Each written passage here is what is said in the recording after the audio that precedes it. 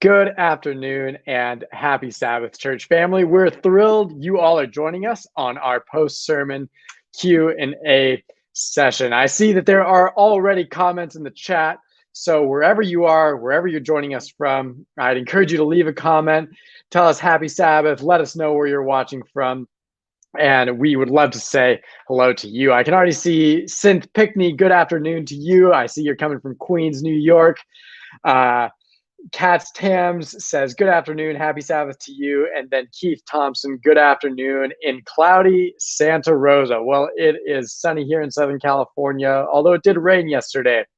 So I have three friends and guests joining me this afternoon. I would like to welcome them. We have Chris Stanley, who preached a wonderful sermon for church this morning, Miguel Mendez, another pastor on our staff, and Ezrika Bennett, who is joining us as part of our team for young adults. So we're thrilled to have all three of them with us. They're going to join me here on screen as I continue to say hello to Lolita Duguay, I believe. Happy Sabbath from Surrey, British Columbia. Happy Sabbath to you. Deb Weber, joining us from Toronto, Ontario, Canada. And then Steve Hall, hello to you from Fraser Canyon, British Columbia. So welcome to the three of you who are joining me on screen. I'm so happy to have all of you with us. And one question I'm going to jump right in with for you, Chris, is how long did it take you to finish that backyard? That was quite the transformation we watched in the photos from the sermon this morning. No, there is a huge amount of work in that. For all of the gardeners out there, they know it just takes time and effort and hours and hours. So, I mean, as soon as we got there 4 years ago, we began that process, and that final picture was taken about 4 months ago. So that was a good solid 3.5 years of struggling with that creation. Wow, well, that's quite something. I must say, it looked absolutely beautiful. That end result was wonderful. So once again, hello to you, Miguel, and hello to you, Ezrika. Glad you all are with us today. Hello. So let us jump right in. So as you all who are joining us heard this morning, the topic today was on play. We're in a part of a series on what we're prioritizing and what's important to us. And this is, if I remember correctly, the fourth part. And it is about playing, about rest, about recreation. So to each of the three of you, I would like to ask, what are some of the ways that you all seek that play, that rest and recreation? What do you do for fun? I could go. I find that it's absolutely necessary to do things that keep me grounded and centered. For me, that includes painting or writing. I also really, really love cooking, like trying new recipes. In fact, today, some of my friends, they're from Korea. And so we're having Korean food like right after this. And also, I love going out to nature. So those kind of things like help me feel centered and also feel the presence of God as well.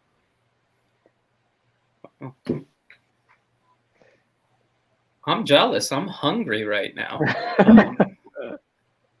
So I got to taste it. It tasted great. I know what my friend Chris does for R&R. He's a gardener, and he's also avid exercise warrior. He puts us all to shame. So I was going to say working out, but I know that I can't hold a candle to Chris Stanley. So what I like to do for fun is reading. I love reading. And my therapist said that I need to get more in touch with my emotions. I'm too much of a head guy.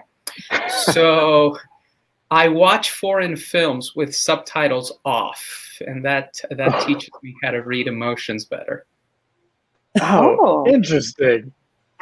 That's cool. That would be a really interesting thing to do. That would be hilarious. Man, all right, Chris, what about you? What are some of the things besides the gardening that you do? Miguel is right. For some reason, God gave me a very strong reward system as it relates to exercising, and I am happiest when my heart rate is up And when I'm outside somewhere, mountain biking, surfing, tennis, hiking, generally doing things that just leave me shattered and hungry at the end of the day. That's me at my prime happiest. So and I like it a lot. I do.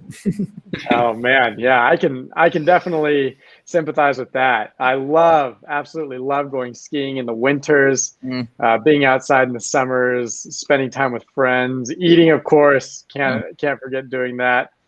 But there are lots of things we do for rest, recreation. Also, for those of you who are in the chat, put some of the things that you all do there. We would love to see kind of the different creative things that people do as they rest, as they play, as they have a good time. I can see there in the chat, America Baeza says, happy Sabbath. Happy Sabbath to you. I see you're watching from Odessa, Texas. So a little ways from here, but we're glad you're joining us. Janine Nelson, good afternoon, watching from North Carolina, where it is snowing. Well, I don't want to make you too jealous, but it is sunny and beautiful here. And if I look at the weather, let's see, it is 59 degrees in Southern California near the end of January.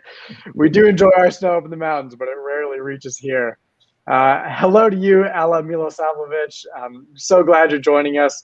And Silas Marquez from Berrien Springs, where Andrews University is located. Happy Sabbath to you.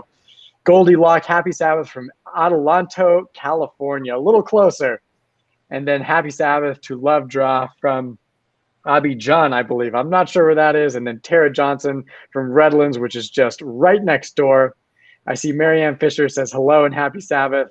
And then finally, Alfredo Valderrama, happy Sabbath from Peru. So glad you're joining us south of the equator there. I'm so glad you are here along with us. So let's move on to our next question here. And also, once again, I would love to encourage those of you in the chat as we continue to talk. If you have questions, if you have comments, don't hesitate to put them there. We may not be able to get to every question, but we're going to do our best. So one of the things you talked about in the sermon today, Chris, is the way we prioritize our rest, our recreation, and our play. And sometimes we do that well, and sometimes we don't do that so well. So if you guys think about the things you like to do for fun, what are some of the ways that you don't necessarily prioritize that well? Or how do we do a bad job? And how do we become better at that? How do we put things in the correct order, if it were? And Chris, I know you're the one to preach, but I'm going to pass the mic off to you to start. What do you think with all your research, looking into the text and some of the things you've thought about this week? What would you say? Yeah. No, I mean, as I talked about in the sermon, sometimes we don't prioritize play well by putting it before God and work and family. And I gave those warnings. I mean, the opposite to those warnings, though, is when we don't prioritize play after those things. And that's a warning that I didn't quite expound upon in the sermon, but I think is also important. Like, I think there is time when you need to stop working. Like there is time when you do need to prioritize play, because it will fill your life with joy and purpose. And I think we can at sometimes believe that play or rest or recreation is too frivolous a thing to actually put boundaries around. But I think when you actually do play well, it actually injects life and joy and creativity into your family and your work and your relationship with God as well. So I guess in this afternoon session, I'd say, like, don't neglect it, actually. Like, I think, like, make sure you plan ahead for it, because having fun is actually quite difficult. Like, enjoying this world it takes preparation, but make sure you do the work to get to the point where you can enjoy it, because it makes life good. Yeah, absolutely. And it can be tough to prioritize. Ezrika or Miguel, anything you all would like to add? Yeah, I think I'm learning almost to look at life like a well-seasoned meal, because I mentioned I love cooking earlier. Like, you don't want to put too much, for example, salt, or too little salt. You don't want to add, like oregano to a dish that doesn't call for that, taste or that palate, or that feeling, really, that oregano gives you. And I think you can also infuse that to the example of your life, that in order to thrive, you have to be holistic. Like, of course, God and family and or school, like there are priorities that are absolutely necessary to pursue. But it's almost like, have you ever tasted a meal that could have been really good if they just added one more seasoning? Or it's like, oh, this is almost spectacular, but it's missing something. I'm learning to value play as well, especially because I think I can be more pensive and introspective at times. And sometimes I think, especially if I'm going through a low season, that I need to stay somber and mellow. But I'm learning that just like in Ecclesiastes, there's a time for everything. There's like a time for all of the emotions and all of the elements. And that includes like a time to worship and a time to be pensive, but also a time to just like let loose and unwind. And the beautiful thing is you can find God in the play as well. Like, he doesn't just, it's not just in church or in the Bible or in like religious things that you see God. You can see God in every element of your life.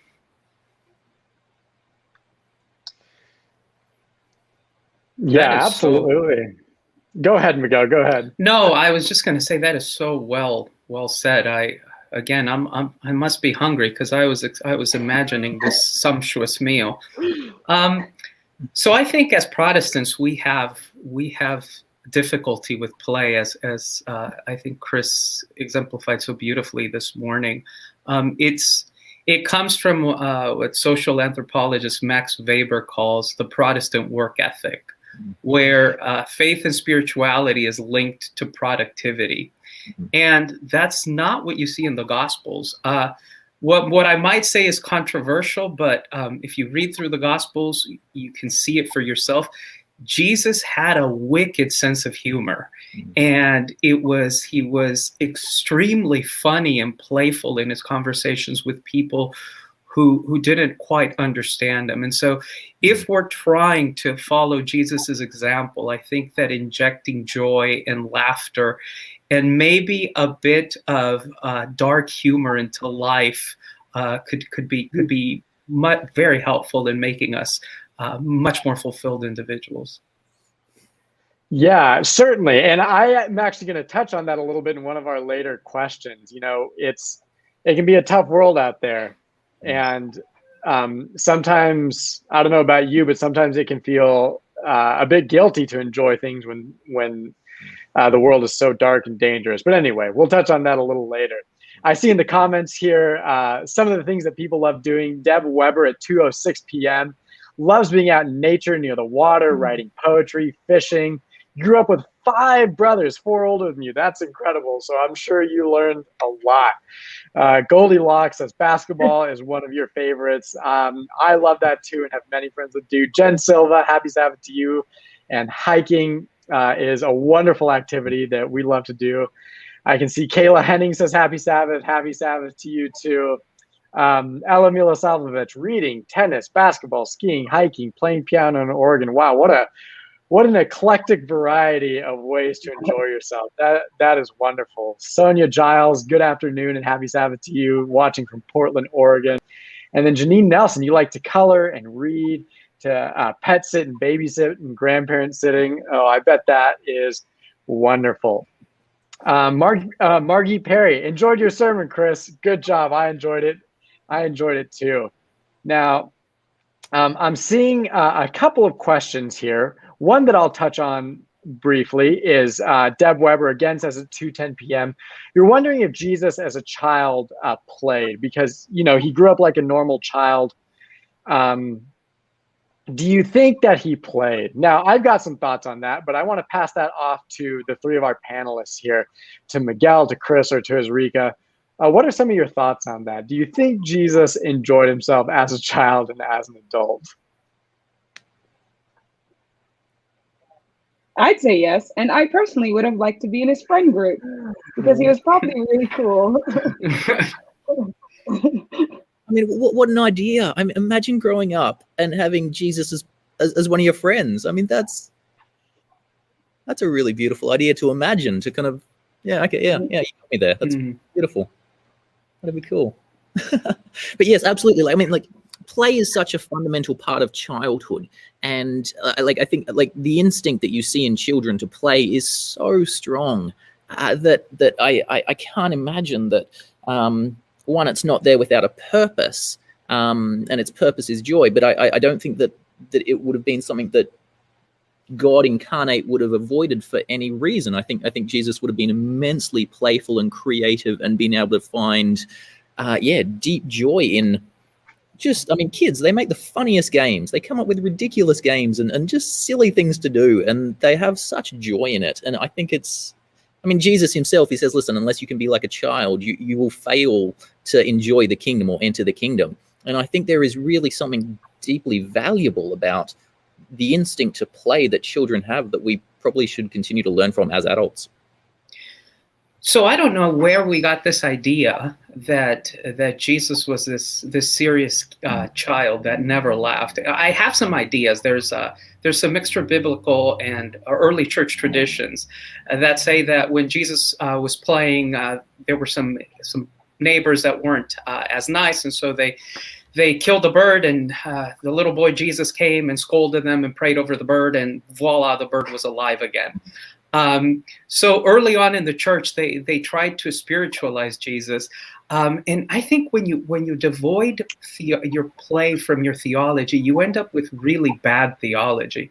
And think about that conversation that so many people have been so worried about in the Gospels. So there's these Sadducees that come to Jesus and lay this problem before him. They say, hey, look, there's this woman and she was married to 7 different guys. Who's she going to be married to in the resurrection? And Jesus looks at them and says, don't you know that in the resurrection, we're going to be all like angels? And you don't know how many people have come to my office and said, does that mean I'm not going to be married when I go to heaven? And it's Jesus being funny. The Sadducees didn't believe in either the resurrection or in heaven or in the afterlife. And so Jesus is kind of in a very playful way, bantering with them. And I think when we over spiritualize who Jesus is at the risk of him losing his humanity, we craft really bad theology. Yeah, I totally agree. Go ahead, Ezrika. Can you imagine Jesus playing hide and seek? Like, I feel like he would always win. He sees everything. Yeah, Miguel, you make a fantastic point here. I think we often get caught up in the divinity of Jesus and his greatness and his deity and the fact that he's part of the Godhead. And those things are all true, no doubt about it. But we often lose out on the humanity. And it's hard. It's hard for us to reach back 2 millennia to a culture and to a time where we don't exist. But you have to remember that Jesus, along with the people around him, were real people who lived real lives and did all the same, or many of the same kinds of daily things that we did. They spent time with their family and their friends. They ate meals around the dinner table. No doubt they worked hard, but also played hard too. And so if we were to believe that Jesus is human like us, which I believe that he is, he would also have taken part in many of the pleasures and enjoyments in life that we do. Now, I see another question here in the chat at 2:11 p.m. That's a bit of a tough question, but I'm going to touch on it because I think it's an important one for us to discuss. I see Goldie Locke says, what exactly can you play on Sabbath? My old church highly restricted doing any activities that could take the children's minds off even for just a second. That included even some nature activities. Now, that's a tough one. So I'm going to let the 3 of you tackle that before I say anything. So Miguel or Chris or Ezrika, any thought? What do you think? Well, for me personally, what's funny about like this topic is COVID and being like at home on Sabbaths for the last like almost year has really revolutionized my idea of like what keeping the Sabbath holy means. And that's a very big topic. But one of the things I've learned, again, in the beginning, I mentioned finding the things that keep me grounded and centered. For me, I've learned within this season of like quarantine and like social isolation that while I couldn't go to church and worship as I normally did, and majority of my day was either spent by myself or like in a small group, play became what is quote unquote play or enjoyable or brought joy to me was like going for a hike or studying something. Like I really love learning about like languages and different cultures, and for me, studying those things like in my leisure time made me feel connected to other human beings in a way that I was like missing. I would do like just afternoons with my friends, or even like last Sabbath, I went to the mountains to see the snow, and that wasn't a typical church activity per se, but it really was refreshing and honestly a place that I found God as well. So I think to answer the question, like, what are the activities? I think the idea is not to like create a list of activities that you can and cannot do, but more so check in with your soul, like keep a guard of like the things that keep you grounded or centered on God on this special day of worship, and do those things. Keep or look at the people that allow you to feel like you're keeping the Sabbath holy, and be around those people. So the answer to this is not a specific activity as much as a suggestion for checking in with the climate of your soul and seeing what you're doing and how that makes you feel connected to God. Yeah, absolutely. I mean, yeah, there's wisdom in that. Absolutely, I agree. Because in the sermon, I talked about, all play simply being the enjoyment of creation with God. But the question comes up, what exactly does that look like? And based on your own experience, your sense of what enjoying creation can be can change.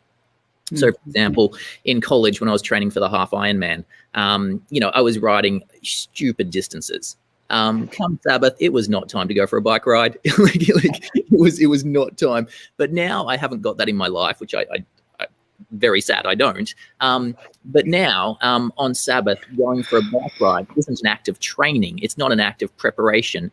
Going for a mountain bike ride is just a beautiful opportunity to head into the hills and just enjoy the creation of God and get some altitude and just simply enjoy being alive in the creation that God made. And so your experience, you say correctly, Ezrika, does change how you will enjoy creation, and where else you do work and what else you do throughout the week will kind of alter how you find the opportunity to play on the Sabbath.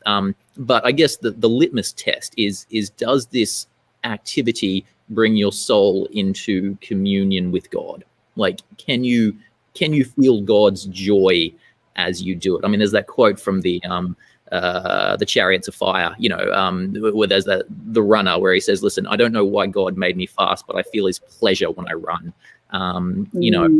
Feel God's pleasure in that activity on the Sabbath, and can you feel his communion? I guess would be the question. I love how you just off the cuff threw in, I was just training for a half Ironman. Much ego. Heschel, who I think writes the seminal work on the Sabbath, gives us a really good principle that I try to apply. He says those who work with their hands should Sabbath with their minds, and those who work with their minds should Sabbath with their hands.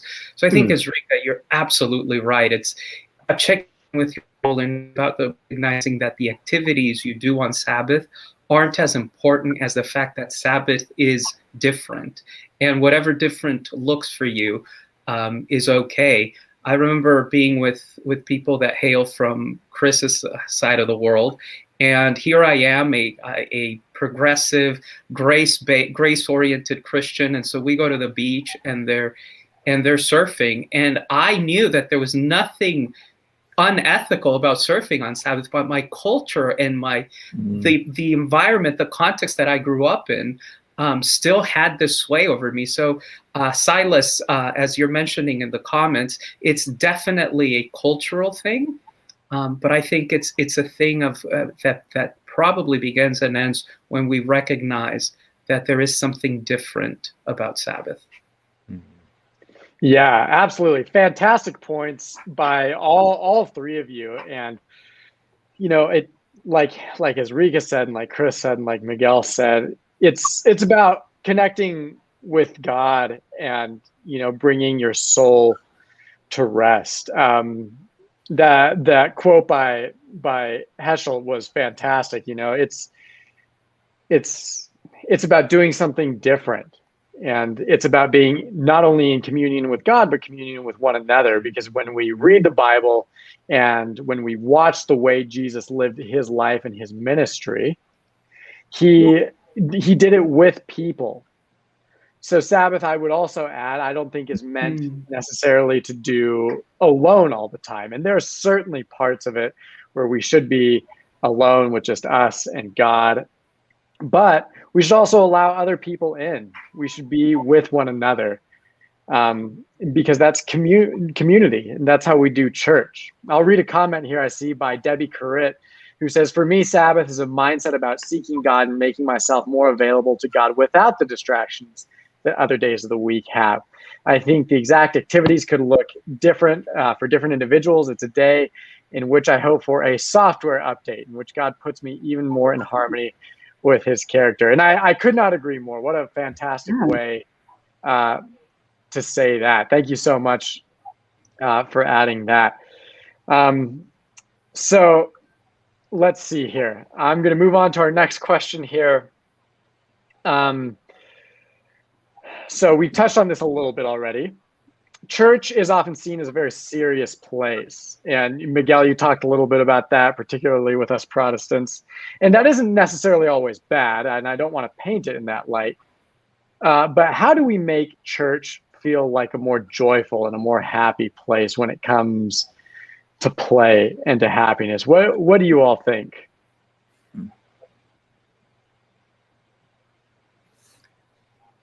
You allow for the unexpected, and that's usually where you find God, the unrehearsed, completely sincere moments that are unexpected. I hope Pastor Randy's not listening.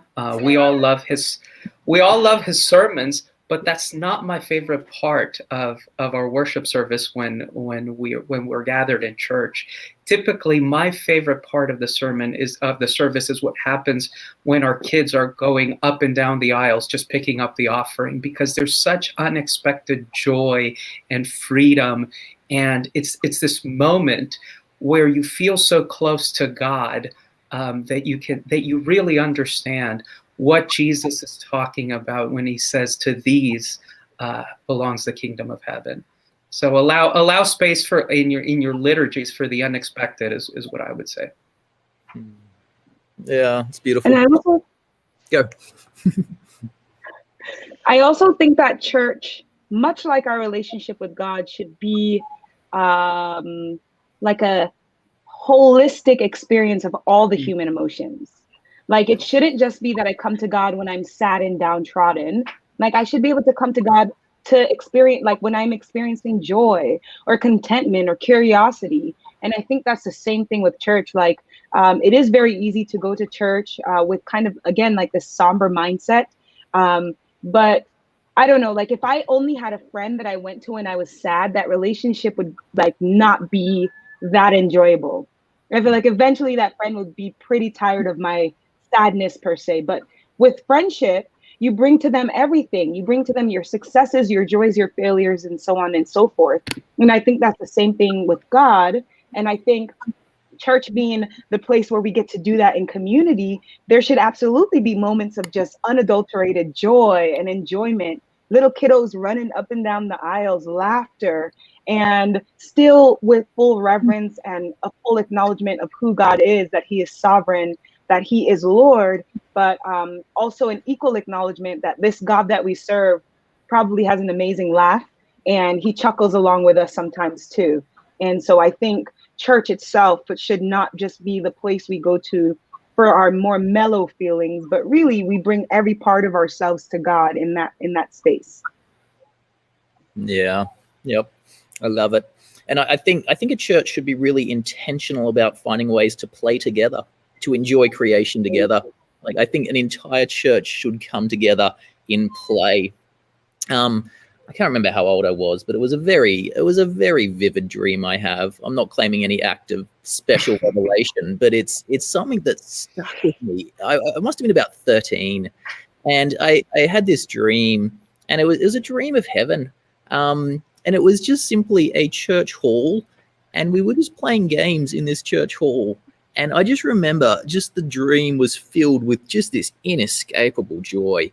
But the beauty of the dream is that the hall was actually suspended in the galaxy, and like you stepped outside, and like you stepped outside, and it was this vision of heaven. Like I knew I was in heaven, but you stepped outside, and there was just this scattering of stars that just kind of formed this little place, and had these lights, and it was just effervescent, and it was like it was just this moment where somewhere in my soul I knew that the holy thing that the people of God can do, like one of the holy things that the people of God can do together, is to simply play. And so I think a church should, like, I think there's something so holy about churches organizing times to play together. Like, I think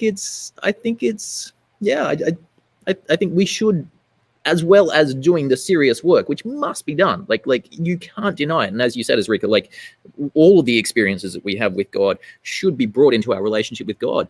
But yeah, the church social group should be very active. Yeah, great answers and great points from all of you. It's sometimes, things feel very serious in church, and sometimes they should, but we also should not forget about enjoying our time with each other, our time in communion with God, because we are meant to be joyful creatures. Often we perceive seeking pleasure to be a bad thing or an evil thing, and there are parts of that are bad, but pleasure in and of itself is not necessarily a bad thing. I see more questions here in the comments. One I'll touch on, I see here. Sonia L. Giles says, the Jews criticized Jesus for healing on the Sabbath. But in John 5:17, Jesus said, my Father is always at work to this very day, and I too am working. What do you think he meant by that? So any thoughts on that from any of the three of you? I have my own ideas here, but I'd love to hear what you all think.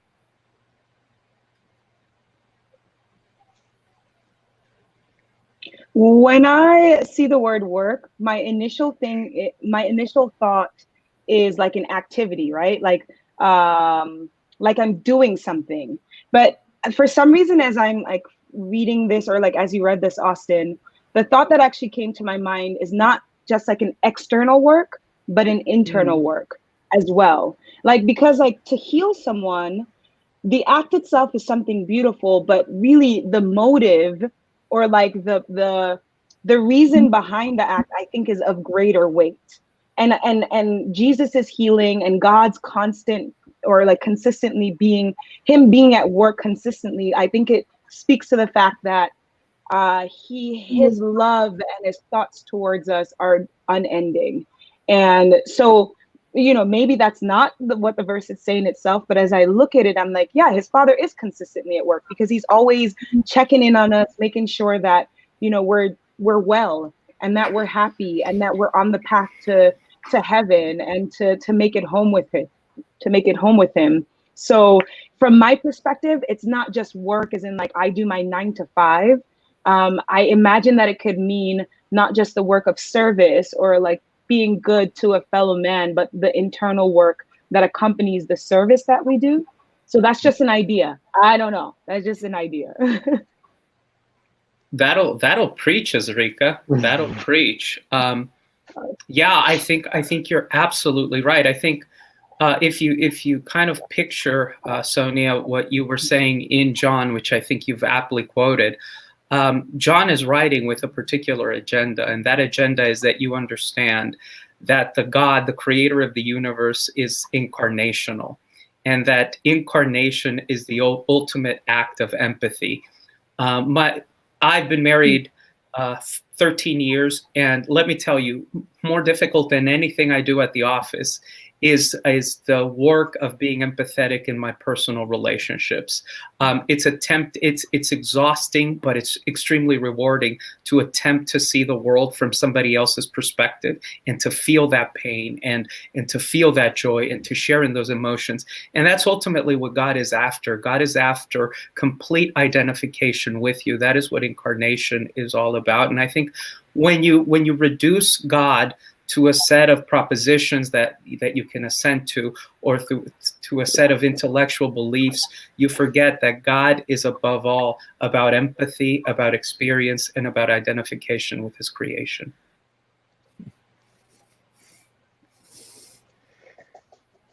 Yeah, two great points. And I think when in this particular text, Jesus says, my Father's at work, I too am working. Like as Rika said, I think we have this idea in our head that when we hear the word work, he's referring to the 9 to 5, the grind of going to work every day and completing your tasks. But here, I don't think Jesus is referring to that. I think he is referring, to that internal work, the work of grace, the work of mercy. And this is something entirely different than the work as we think of it. Any thoughts, Chris? Anything you'd like to add? Yeah, no, absolutely. And the other thing that's happening here in the book of John is that John is making it very clear that Christ is God. And so there was this idea that we rest on the Sabbath, but God could not rest on the Sabbath, because if God rested on the Sabbath, all of existence would cease to be. And so Jesus is here saying, listen, my Father is actually maintaining this creation and bringing it to life, and I myself am doing this. And Jesus is making that claim to be equal with the Father there as well in that statement. So it's a statement about Jesus's deity as well, and the fact that Jesus has the authority to sustain creation even on the Sabbath. Yeah, I'll touch on another tough question I see here in the comments, and one that no doubt the four of us may have different ideas, and all of you listening might have different thoughts and responses too. But I see Keith Thompson. He writes, a short anecdote here about traveling in 1967. There's a group playing baseball, and your traveling companions, a group of Adventist teachers, were horrified. But then fast forward to 1983. Taking a drive with friends, spotted a group from the local academy playing baseball. The company in the car, half chided, half amused, asked, playing baseball on the Sabbath? And the response was, we're not keeping score. And so you'd be interested to hear others' responses. So if anyone in the comments has thoughts, please don't hesitate to add on. But for the four of us here, what is your, I guess, initial reaction to this anecdote? How do you think of that in the context of what we've been talking about, of enjoying each other, playing with one another, and having a good time? What do you think?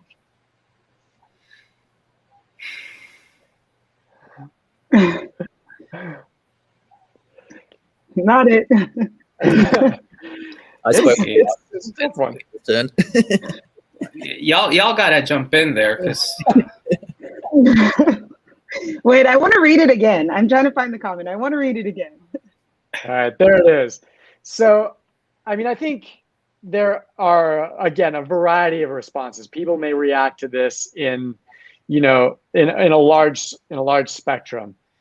But the thing that I think immediately jumps out to me is this is a group of friends, I would assume kids, since you're talking about a group from a local academy.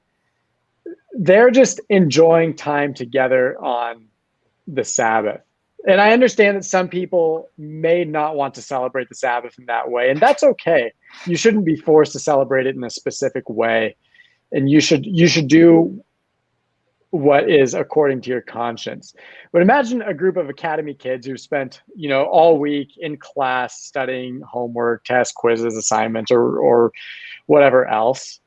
And the Sabbath comes around and they just want to go outside and have a good time. In those shoes, perhaps I would be less harsh, perhaps. But also, if you were to look at that, and let's change the scenario a little bit. And this is a little bit related to what Chris said. What if this was a group of, professional baseball players all getting out there and playing baseball on the Sabbath day? It might be a different story, because that's what they do as a job, as a career. And so, context matters here, I think. I don't know. Any thoughts from any of you guys? Well, what I love is that they had this response already pre-made. So, hey guys, let's go out to play ball, and if anyone asks them, we're going to tell them that that we're not keeping score. And so, what I find fascinating is that we sometimes, in this faith tradition that we all love, try and come up with these half measures to have excitement, but also to have positions that are defensible. Yeah, that's a good point. The thing that I noticed is the time difference. Like in 1967, like the teachers are mortified, and then in 1983, they were like half sarcastic about it. Like a few years had to like elapse. And for me, I'm not like, as I'm reading this, I just think about personally how over the course of time, my understanding of what again, keeping the Sabbath holy or play or like my relationship with God has changed. And perhaps this was not the point of the anecdote at all, but the thing I noticed is that it is okay to change your stance in that, like as you grow in Christ, maybe something that you thought was acceptable will no longer be acceptable. That's totally fine. Or the reverse of that. Maybe you were afraid to do something, and the more your relationship develops, it's like, oh, I believe that this is an okay thing to do now. I think that's okay. For me, and this goes back to one of the earlier comments, what I see when I look at this, what I think of is just staying in that constant communication with God. Just like allowing him, because if play is like pivotal for the well-being of my soul, then it is of great importance to God as well. And he'll tell me also, like he'll give me wisdom on ways to do it that's both holy and like reverent, but also still like really refreshing for me. So the thing I noticed in this anecdote was a time difference, and that's my answer. Yeah, growth is important. We shouldn't be afraid to grow. You know, just it's probably far more unhealthy to stay set in your ways forever. It's okay to grow and to change your understanding. Anything you'd like to add, Chris? What I find interesting there is that they intentionally took the competitive element out of it by not keeping score, which I think that's a revelation. Like for me personally, and being an intensely competitive person, like it's hard for me to enter into a sport and not get more serious about it. like even if it's on the Sabbath, I'll be like, oh, but I'm beating him. Like it's a fault, it's a flaw. So they've kind of identified the danger of using competition and the way in which competition can actually destroy play and joy. So they took scoring out of it, which I think that's interesting. And again, yeah, it is reflective of the fact that they want to enjoy creation, they want to enjoy each other, but they're also aware that some of these activities do have danger in them, that they will actually cease to create communion with God, and then it might kind of degenerate into a alpha dog competition, which, you know, isn't sabbatical. Yeah, that's a great point. You know, I'm right there with you in terms of competition. You know, it is hard for me to enter into any kind of game and not feel that, you know, innate desire to win. And so if we're not careful with that, not just on the Sabbath, but on any day, if we're not careful with that, and if we don't guard that and do our best to remain civil with one another, that can grow into something that's not good. But I'll circle back around. I see Keith Thompson left another comment to help explain, and thank you for that. He says, maybe my point to start should be more pointed. The 1967 experience was in Germany. European SDAs have a very different view. So again, this circles back around to context and to culture. You know, it matters, and people view things differently, and that's okay. Just because we don't do things exactly the same as they do in Germany, or in Africa or South America or in Asia or in the Midwest or on the East Coast, it's okay to have different views and different practices. The point is that we celebrate the Sabbath as a time of joy and communion with God and with each other. So yeah, because like, go ahead. Sorry, Os. When I told my very Jamaican mother that I go to the beach on Sabbath, I think she had a half heart attack. So, so culture really does make a difference. Yeah, it absolutely does. So we're creeping closer to the end here. So I've got another question. If anyone else has questions in the comments, don't hesitate to put them in there. But I'm going to touch back on something we talked about a little bit near the beginning of our Q&A session. And, that's this. In a large sense, this world can be a very dark and dangerous place. And how do we reconcile pleasure and enjoyment and play with so many bad things going on around us? Because I don't know about you. Sometimes, it can be tough not to feel guilty. You're enjoying something, but you just look around. All you have to do is turn the TV on or get on the internet to see that there are a lot of bad things going on around us. So how do we reconcile those two things? We should be joyful people, but it's also okay to feel badly or feel sad about bad things that are going on. Yeah, I mean, it's a very important and a very pressing question. Make-A-Wish, Grant-A-Wish, Make-A-Wish Foundation. Mm-hmm. Make-A-Wish. That's here in the US as well. Yes. Okay. So the foundation essentially works like this for kids who, if I'm getting this correct, if they have terminal, diseases, there's an entire foundation that's set up to granting these kids a wish. And, they'll say, listen, what do you want to do? And, it's a really interesting example where you'll have a kid who is, in the terminal, parts of cancer, and it's a tragic situation. But there's an entire foundation that goes to these kids and say, what do you want to do right now? And the kid will say, I want to go for a ride in a race car. And it's the right thing to do. Like, the right thing in that situation is to take that kid and put it in a race car. And everybody understands that that's kind of a deeply correct thing to do, even though the context is, is like the poor kid is really suffering. So, like, we do live in this existence where, yeah, like, absolutely, it's hard. It's a bad world out there. And I mean, like, if you don't know that, you're not paying attention. Like, it is a tough place to live. But sometimes even in the adversity, it's the right thing to do to stop and be particular about finding some joy in it.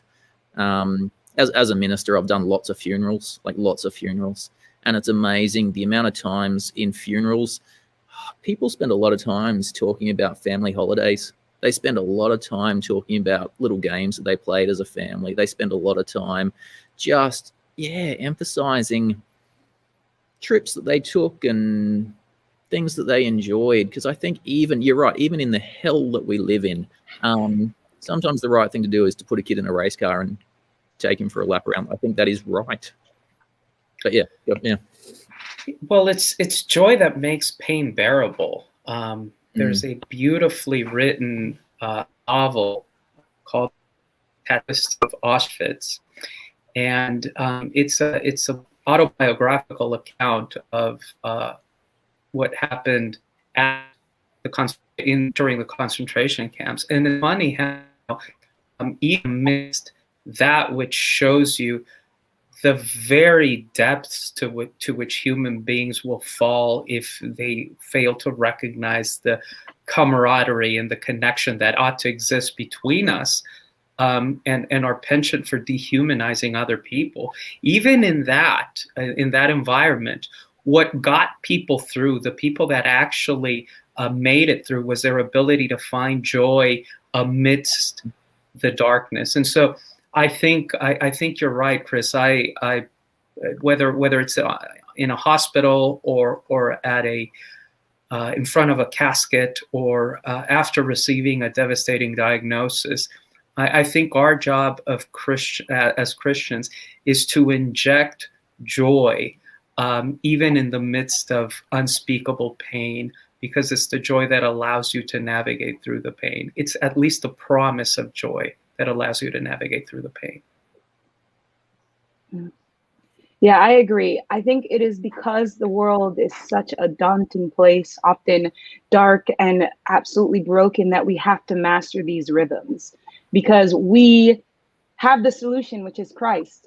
But if we're too drained to bring Christ to this broken, or like just these broken systems, well, then it's almost like we're useless. Like similar to like a phone that's uncharged. Like this phone, which is meant to keep me in communication, like getting texts from my boss or calls from my siblings, like it's only as useful as it is charged. And I think, and service, I have to have service too, but like it's only as useful as like, you know, like there's power to it. And I think finding this balance between the reality of the darkness of this world and the light that comes from joy and play is absolutely necessary as a messenger of hope, as a conduit of peace, because we, being limited human beings, are likely to be drained and depleted by the darkness if we don't turn to the light. And play, again, is just one of the elements of being recharged. Of course, like prayer and community and worship are all elements. But I think in order to be effective at what most of us love to do, which is like serve Christ with our whole heart and spread Christ with our whole heart as well, like we have to master, I think, the art of finding that silver lining, the art of play in the midst of, like, for all intents and purposes, war, like finding that peace in the midst of it all.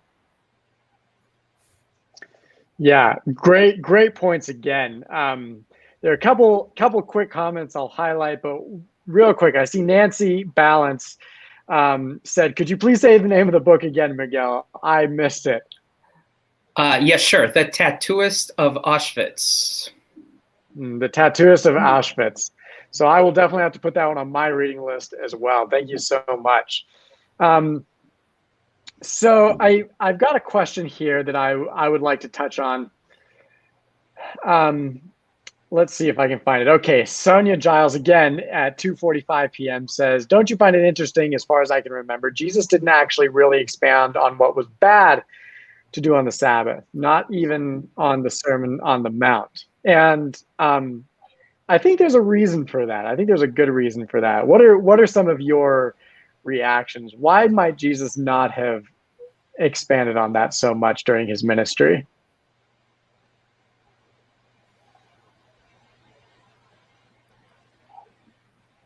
Because checklists like diminish the hard work of like having to consistently check in with God. Like if there's just like a list of to-dos and not to-dos, you just follow that and you never have to address your soul.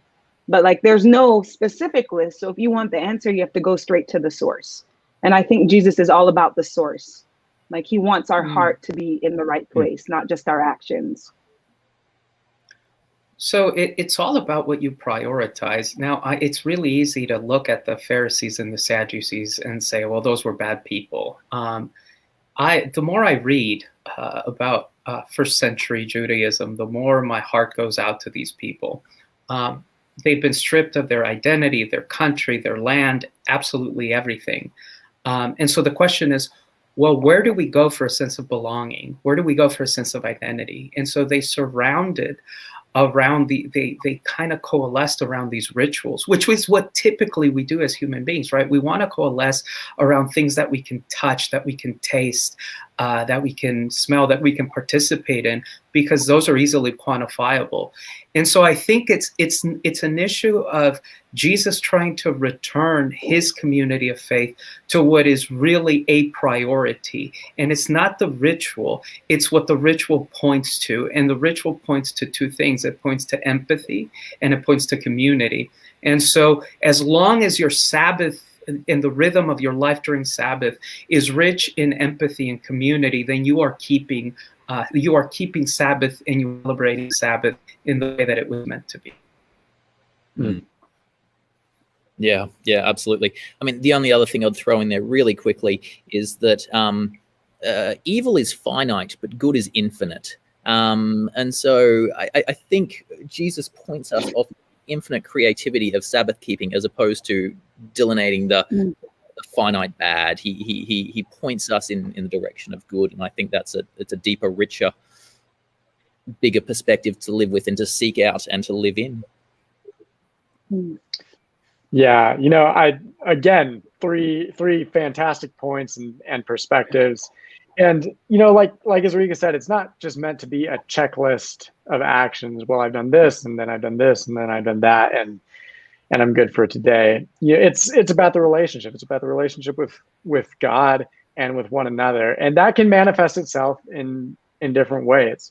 Because I do something a certain way and I connect with God in one way doesn't mean Ezrika, doesn't mean Miguel, doesn't mean Chris all do it the exact same way.